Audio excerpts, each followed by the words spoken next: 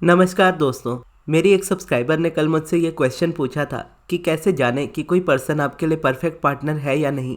तो इस क्वेश्चन का आंसर मैंने उनको किया था, और क्योंकि ये बहुत कॉमन क्वेश्चन है और मोस्टली लोग मुझसे पूछते हैं इस क्वेश्चन के बारे में, तो आज की इस वीडियो में मैं आपको यही बताऊंगा कि कैसे जाने कि कोई पर्सन आपके लिए परफेक्ट पार्टनर है या नहीं। दुनिया के हर एक इंसान के पास एक इमेज होती है अपने परफेक्ट पार्टनर को लेकर कि उनका परफेक्ट पार्टनर कैसा होना चाहिए, उसमें क्या क्या क्वालिटीज़ होनी चाहिए। कई बार कॉन्शियसली आपको पता होता है, कई बार अनकॉन्शियसली आपको पता होता है, लेकिन मोस्टली देखा जाता है कि हर एक पर्सन चाहता है कि उसका लाइफ पार्टनर काइंड हो, लविंग हो, लॉयल हो, सपोर्टिव हो। लेकिन मैं फिर भी कहता हूँ कि कुछ क्वालिटीज़ आपके पास होनी चाहिए अपने पार्टनर के लिए, जिस पर आप कोई कॉम्प्रोमाइज़ ना करो। आप उसके लिए एक लिस्ट बनाओ, चाहे वो कुछ पॉइंट्स की ही क्यों ना हो, 5-10 पॉइंट्स की भी हो सकती है, और उनमें वो क्वालिटीज़ लिखी होनी चाहिए जो आपको लगता है कि एक परफेक्ट पार्टनर में होनी चाहिए या आपके परफेक्ट पार्टनर में होनी चाहिए। जैसे वो ट्रस्टवर्दी होने चाहिए, वो लॉयल होने चाहिए, वो काइंड होने चाहिए, वो सपोर्टिव होने चाहिए, उनका बिहेवियर अच्छा होना चाहिए, वो फाइनेंशियली ऐसे होने चाहिए।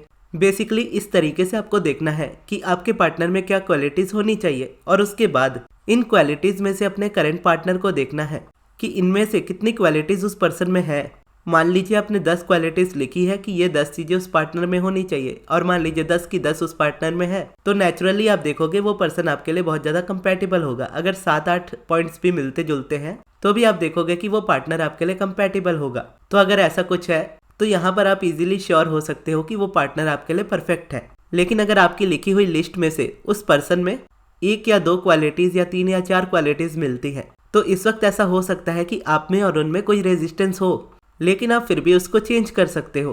क्योंकि जहाँ पर 7 और 8 पॉइंट्स मिल रहे होते हैं या 10 के 10 पॉइंट्स आपके मिल रहे होते हैं सामने वाले पार्टनर में, तब आप खुश होते हो कि वो पार्टनर वैसा है जैसा आपको चाहिए होता है।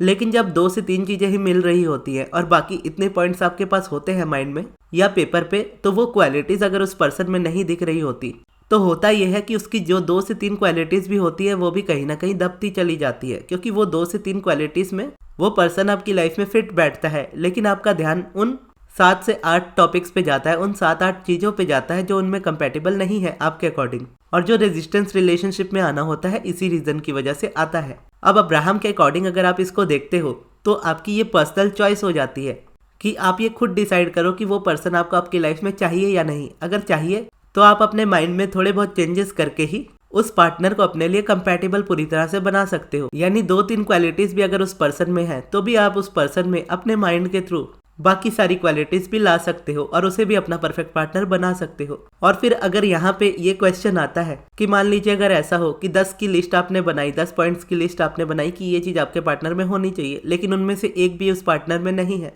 तो ऐसी सिचुएशन में क्या करना चाहिए अगर वो पार्टनर आपको पसंद आता है तो। और अगर इसका आंसर आप देखोगे तो इसका आंसर ये होगा कि अगर आपकी डिज़ायर लिस्ट के अकॉर्डिंग सामने वाले पर्सन में एक भी वो क्वालिटी नहीं है जो आप चाहते हो अपनी लाइफ में कि आपके पार्टनर में हो, तो आपको वो पर्सन कभी पसंद ही नहीं आएगा, वो आपकी लाइफ में ही नहीं आएगा। तो वो यहाँ पे क्वेश्चन ही नहीं आता ये वाला। अगर कोई पर्सन आपको पसंद है लेकिन वो रेजिस्टेंस आपकी लाइफ में आ रहा है रिलेशनशिप को लेकर, या आप उसे मैनिफेस्ट नहीं कर पा रहे किसी भी रीज़न से, तो इसका मतलब आप ये समझ सकते हो कि उस पर्सन में वो क्वालिटीज़ है जो आप अपनी लाइफ में उस पार्टनर को लेकर चाहते हो। लेकिन जितनी क्वालिटीज़ उस पर्सन में है वो आपकी लिस्ट के अकॉर्डिंग बहुत कम है। इसकी वजह से आपका फोकस ना चाहते हुए भी उन 80% चीज़ों पे चला जाता है जो उनमें नहीं है। जैसे एग्जाम्पल के तौर पर इसे देखा जाए तो मान लीजिए आपने 10 पॉइंट लिखे हैं अपने पार्टनर के लिए, 10 में से 2 पॉइंट उस पार्टनर में है, बाकी के 8 पॉइंट उसमें नहीं है। और क्योंकि वो क्वालिटीज़ आपके लिए बहुत ज़्यादा मैटर करती है, तो ना चाहते हुए भी आपका ध्यान उन 80% चीज़ों पे जाता है जो उस पर्सन में नहीं है। और उन 80% चीज़ों पे इतना ज़्यादा ध्यान जाने लगता है कि जो 20% उसमें खासियत होती है वो भी कहीं ना कहीं दब जाती है आपके फोकस की वजह से।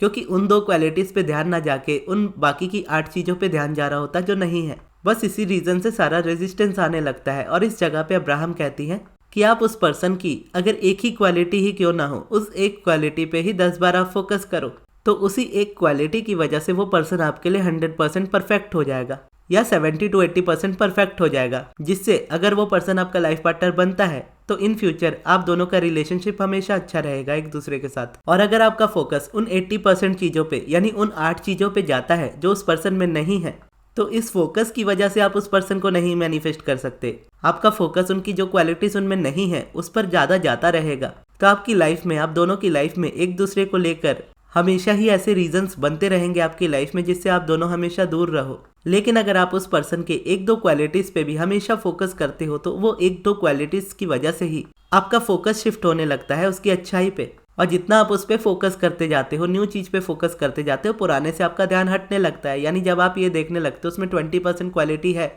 और बार बार इस चीज़ को रिपीट करने लगते हो कि 20% तो क्वालिटी है, तो इसकी वजह से होता ये है कि 80% पे जो ध्यान जा रहा होता है उस पर से आपका ध्यान हट जाता है। और ध्यान हटने की वजह से वो 20% वाली चीज़ें 80% में आ जाती है और 80% वाली 20 में चली जाती है। यानी ये पूरा पिवट ही हो जाता है। और वही पर्सन जो आपको रेजिस्टेंस दे रहा होता है वही आपके लिए बहुत ज़्यादा लविंग और काइंड हो जाता है। और वही पार्टनर जो आपको कभी कमिटमेंट नहीं दे रहा होता है वही आपसे बहुत ज़्यादा प्यार करने लगता है, क्योंकि यहाँ पर से वो रेजिस्टेंस खत्म हो जाती है। और यहाँ पर आप देखोगे तो ये क्वेश्चन भी खत्म हो जाता है कि क्या वो पर्सन आपके लिए परफेक्ट है या नहीं। क्योंकि अगर वो परफेक्ट है तो उसमें सारी वो क्वालिटीज़ होगी जो आप अपनी लाइफ में अपने परफेक्ट पार्टनर में चाहते हो। और अगर वो पर्सन आपके लिए परफेक्ट नहीं है तो इसका यही मतलब है कि आपका फोकस उन बाकी चीज़ों पे जा रहा है जो उसमें नहीं आपको दिख रही, लेकिन उन चीज़ों पे नहीं जा रहा जो उसमें एक्चुअल में है। क्योंकि उनमें कुछ क्वालिटीज़ थी और रही हैं तभी आपने उनको पसंद किया अपनी लाइफ में। अगर उनमें कोई क्वालिटी होती ही नहीं तो वो पर्सन आपके अराउंड कभी आता ही नहीं। अगर आया है आपके अराउंड वो पर्सन तो इसका मतलब है कि उसमें वो क्वालिटीज़ हैं। लेकिन आपकी डिज़ायर लिस्ट के अकॉर्डिंग क्वालिटीज़ एक दो ही है, आपकी डिज़ायर लिस्ट लंबी है। तब यहाँ पे पर्सनल चॉइस आ जाती है कि आपको वो पर्सन आपकी लाइफ में चाहिए या नहीं। और जैसा कि अब्राहम कहती है कि आपको अपनी लाइफ के सारे डिसीजंस खुद लेने चाहिए, क्योंकि जब आप अपना डिसीजन खुद लेते हो ना तो आप उस चीज़ को पूरी तरह से निभाने के लिए रेडी होते हो। अगर बिना वो चीज़ देखे आप किसी रिलेशनशिप में जाते हो तो वो चीज़ आपको हमेशा परेशानी ही देती है।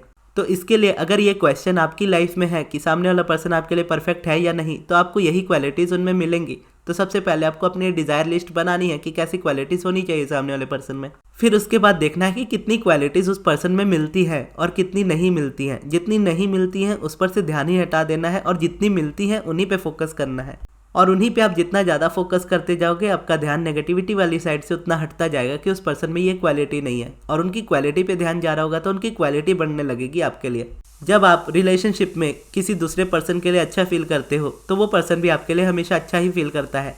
आप किसी पर्सन में लैक देखते हो तो वो भी आप में लैक ही देखता है। आप किसी पर्सन में बहुत प्यार देखते हो तो वो भी आप में प्यार ही देखेगा। कई बार हमको लगता है कि हम तो पॉजिटिव ही देख रहे हैं सामने वाले पर्सन में, लेकिन उसका बिहेवियर क्यों नेगेटिव हो जाता है। यहाँ भी देखोगे तो हमको कई बार लगता है कि हम पॉजिटिव देख रहे हैं या पॉजिटिव सोच रहे हैं, लेकिन कई बार हमारा ध्यान उनकी छोटी छोटी बातों पे जा रहा होता है जो आपको नहीं पसंद आ रही होती है। और उस चीज़ को देखकर मन चिड़चिड़ा होने लगता है बार बार।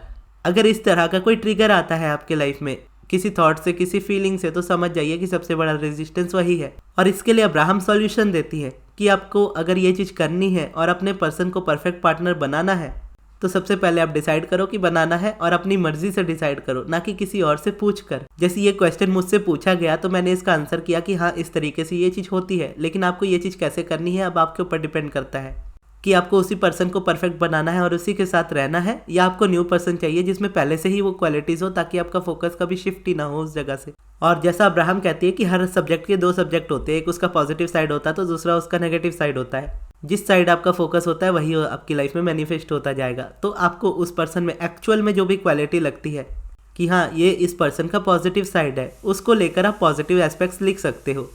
बेसिकली उस पर्सन के लिए पॉजिटिव एस्पेक्ट्स लिख सकते हो और जैसे जैसे आप उसको लिखते जाओगे आपका शिफ्ट ऑटोमेटिकली होता जाएगा।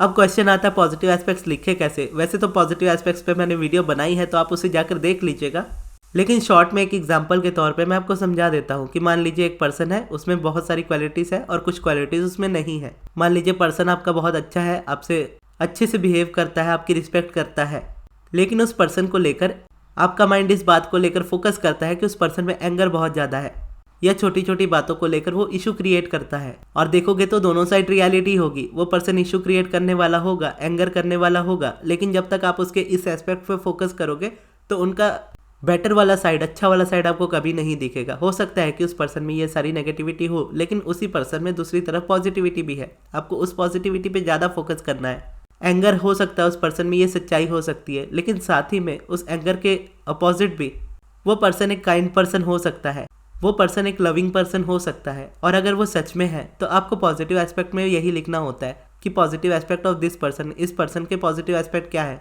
कि वो बहुत काइंड है, वो बहुत लविंग है, वो अपनी फैमिली को लेकर बहुत सपोर्टिव है, वो अपने फ्रेंड्स के साथ बहुत अच्छे से बिहेव करता है, वो अपने काम को लेकर बहुत ज़्यादा सीरियस है, वो जो भी करता है उसमें वो अपना 100% देता है। ये हो गया पॉजिटिव एस्पेक्ट्स। और इसके लिए अब्राहम कहती है कि आप पॉजिटिव एस्पेक्ट्स इस तरीके से लिखते रहो, यानी सुबह को एक बार पॉजिटिव एस्पेक्ट लिखो उस पर्सन के लिए, फिर शाम में एक बार पॉजिटिव एस्पेक्ट लिखो उस पर्सन के लिए। जब आप उस पर्सन से मिलने जाओ तो मिलने से पहले पॉजिटिव एस्पेक्ट लिख के जाओ। जब आप उस पर्सन के साथ बैठे हो तब उन चीज़ों को ऑब्जर्व करो जो उस पर्सन के पॉजिटिव एस्पेक्ट्स में है। जब आप उनसे मिल कर आओ तो आप उनके बारे में पॉजिटिव एस्पेक्ट्स लिखो। इस शिफ्टिंग में ही इतना ज़्यादा टाइम दे दो, आप देखोगे 1 महीने आप इसको कंटिन्यू करते रहोगे तो 1 महीने में ही वो चीज़ आपके रिलेशनशिप में दिखनी स्टार्ट हो जाएगी। जब आपका फोकस कंसिस्टेंसी के साथ किसी एक जगह पे फ्लो हो रहा होता है तो वो कंसिस्टेंसी के साथ आपकी लाइफ में मैनिफेस्ट भी हो रहा होता है। करेंट रियलिटी को देखकर जब आप पूरी कंसिस्टेंसी के साथ कंप्लेन कर रहे होते हैं कि इस पर्सन में ये बुराई है, तो वो बुराई और भी ज़्यादा बढ़ती जाती है उस पर्सन की तरफ से आपकी लाइफ में। लेकिन वही थॉट और वही फीलिंग अगर आप चेंज कर लेते हो और उसको चेंज करने के बाद पूरी कंसिस्टेंसी के साथ आप उसको चेंज करते हुए चले जाते हो और पॉजिटिव एस्पेक्ट्स पे फोकस करते जाते हो, तो उस पर्सन की नेगेटिव वाली साइड खत्म होने लगती है आपके लिए और पॉजिटिव वाली साइड और ज़्यादा बढ़ने लगती है। और वही पर्सन आपके लिए बहुत ज़्यादा अमेजिंग हो जाता है, बहुत ज़्यादा लविंग हो जाता है, और ज़्यादा काइंड हो जाता है, और ज़्यादा सपोर्टिव हो जाता है। और कई बार ये क्वेश्चन आ जाता है इस जगह पे कि कोई पर्सन आपके साथ अब मैरिड हो चुका है, आप दोनों की शादी हो चुकी है, लेकिन उस पर्सन में एक भी क्वालिटी नहीं है जो आपने चाहिए अपनी पार्टनर में। तो यहाँ पर क्या करना चाहिए? यहाँ पर भी अगर आप देखो तो आंसर यही हो जाता है कि कुछ ना कुछ कंपैटिबिलिटी रही होगी, 1% ही क्यों ना रही हो, लेकिन रही होगी, तभी आप दोनों का मैरिज एक दूसरे के साथ हुआ। चाहे वो कुंडली को लेकर हो या किसी भी चीज़ को लेकर हो, कुछ ना कुछ मैच हुआ तभी आप दोनों की शादी हुई, अदरवाइज होता ही नहीं। अब यहाँ पर आपके ऊपर चॉइस आती है कि आप उस पर्सन के साथ रहना चाहते हो या नहीं रहना चाहते हो। और अगर आप रहना चाहते हो, अपनी तरफ से उस रिलेशनशिप को हील करना चाहते हो, तो आपको यही करना होगा, क्योंकि उस पर्सन में कुछ क्वालिटीज़ हैं ऑलरेडी जो आपकी लाइफ में उस पर्सन को लेकर आई है। तो उन्हीं क्वालिटीज़ पर आप फोकस करते करते अपने रिलेशनशिप को और ज़्यादा बेटर बना सकते हो। क्योंकि जब तक आप उस कंप्लेनिंग वाले मोड में रहोगे, आपका रिलेशनशिप वक्त के साथ साथ और ज़्यादा बिगड़ता जाएगा। सॉल्यूशन यही होता है, या तो आप उस जगह से निकल जाओ, उस रिलेशनशिप में से निकल जाओ और अपने तरीके का पर्सन मैनिफेस्ट करो जैसा आप चाहते हो, या अगर वही पर्सन आपको आपकी लाइफ में अच्छे से चाहिए तो उसी के पॉजिटिव एस्पेक्ट्स पे फोकस करो, वही पर्सन आपके लिए 100% बेटर हो जाएगा। और अगर आपके माइंड में इस बात को लेकर कन्फ्यूजन आता है कि आपको नहीं समझ में आ रहा है इस वक्त का आपको रिलेशनशिप में रहना चाहिए या नहीं रहना चाहिए, पर्सन में 1-2 क्वालिटीज़ है आपको समझ में आ गया, लेकिन अब ऐसा हो गया कि उस पर्सन के साथ रहा भी नहीं जा रहा और उसे छोड़ा भी नहीं जा रहा, तो ऐसे में हमको क्या करना चाहिए? ऐसे में सबसे पहले आपको अपने आप को हील करना चाहिए। अपने आप को एक तरीके से आप हील कर लो, एक माइंडसेट में आप पहुंच जाओ जहां पर आप ये देखना स्टार्ट कर सको, ये डिसीजन लेना स्टार्ट कर सको कि आपको वहां रहना है या नहीं। और उस जगह तक जब तक ना पहुंचो तब तक डिसीजन ना लो, यानी इस जगह पे सारी चीज़ों को छोड़ के सिर्फ अपने बारे में सबसे पहले सोचो और अपने आप को इतना हील कर लो कि एटलीस्ट आप डिसीजन ले पाओ उस जगह पे। और उससे पहले कोई डिसीजन मत लो, क्योंकि पहले अगर आप डिसीजन लेते हो तो 100% वो डिसीजन आपका गलत हो जाएगा। कई बार हो सकता है वो पर्सन आप अपने से अलग कर दो, फिर बाद में आप पछताओ कि मैंने उसको अलग क्यों कर दिया। या ऐसा हो सकता है कि आप उसको अलग ना करो तो लगेगा कि अलग कर देना चाहिए। तो उस जगह पर कोई डिसीजन ना लेकर, जो चीज़ जैसी चल रही है उसको वैसा रहने देकर अपने ऊपर काम करना स्टार्ट कीजिए और उसके बाद डिसीजन लीजिए। और फिर जो डिसीजन लोगे आप, यूनिवर्स उसी को परफेक्ट कर देगा। चाहे आप उस पर्सन के साथ रहो तो वो भी 100% अच्छा हो जाएगा, वहाँ से निकल कर कोई दूसरा रिलेशनशिप मैनिफेस्ट करो तो वो भी 100% अच्छा रहेगा। तो बस इतना ही आपको करना होता है और इसी से आपकी लाइफ में आप देखोगे चेंजेस आने स्टार्ट हो जाते हैं, आपका रिलेशनशिप बेटर होने लगता है। तो यहाँ से आप देखा जाए तो स्टार्ट कर सकते हो। और पॉजिटिव एस्पेक्ट्स वाली वीडियो भी आपको चैनल पर ही मिल जाएंगी। और अगर आपको अपनी लाइफ से किसी भी चीज़ से रिलेटेड पर्सनल गाइडेंस चाहिए हो मुझसे, पर्सनली बात करके, तो आप पर्सनल सेशन ले सकते हो मुझसे। या अगर आपको पर्सनल सब्लिमिनल बनवाना हो तो भी आप बनवा सकते हो। और पर्सनल सेशन या पर्सनल सब्लिमिनल के लिए आप मेरे मैनेजर अमृत को कॉन्टैक्ट कीजिएगा उनके व्हाट्सएप नंबर पे। उनका व्हाट्सएप नंबर मैं आपको कमेंट बॉक्स में दे दूंगा। और ये वीडियो आपको कैसी लगी कमेंट बॉक्स में ज़रूर बताइएगा। और इस वीडियो को यहाँ तक देखने के लिए बहुत बहुत धन्यवाद।